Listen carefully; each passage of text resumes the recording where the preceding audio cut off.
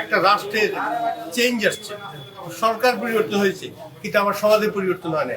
MH গ্লোবালের এই doctor Mostafa foundation আমরা যে সামাজিক যেই আজকে যে স্পিরিট আমরা ক্রিয়েট করেছি, যে বাবা মাকে আমরা সামনে নিয়ে আসা, বাবা মার মাধ্যমে আমাদের আজকে সমাজের যে অ্যাচিভমেন্ট, সমাজের জন্য যা আমরা করতেছি সবকিছু আমাদের বাবা মা আমাদের সামনে।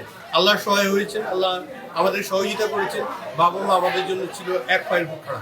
আমরা চাই যদি সমাজে এই ইয়ং স্টার যদি বাবা মাকে এইভাবে সামনে নিয়ে আসতে পারে, ডক্টর মোস্তাফা ফাউন্ডেশনের মতো অনেক ফাউন্ডেশন ইনশাল্লাহ এই সমাজে ক্রিয়েট হবে। আমাদের এই দেশে এই সমাজে বাবা মা ওয়েল রেসপেক্টেড হবে।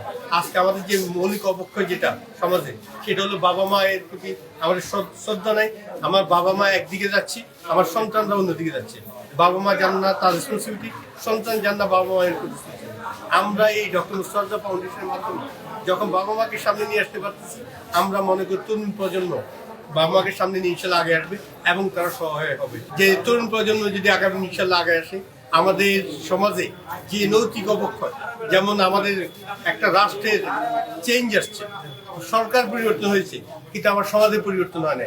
হুলিয়া, মামলা, চাঁদাবাজি, মাস্তানি হতে শুরু করে যে জবরদখল হয়ে যাচ্ছে, মানুষের প্রতি মানুষের ঘৃণা, বিদ্বেষ, এইগুলো কোনো চেঞ্জ আসে না। তার মানে হলো আর সরকার পরিবর্তনের মাধ্যমে সমাজ চেঞ্জ হবে না, সমাজ চেঞ্জ হবে একজন ভালো মানুষের মাধ্যমে। আমরা এই ভালো মানুষ তৈরি করার জন্য ডক্টর মোস্তাফা ফাউন্ডেশন কাজ করে যাচ্ছি।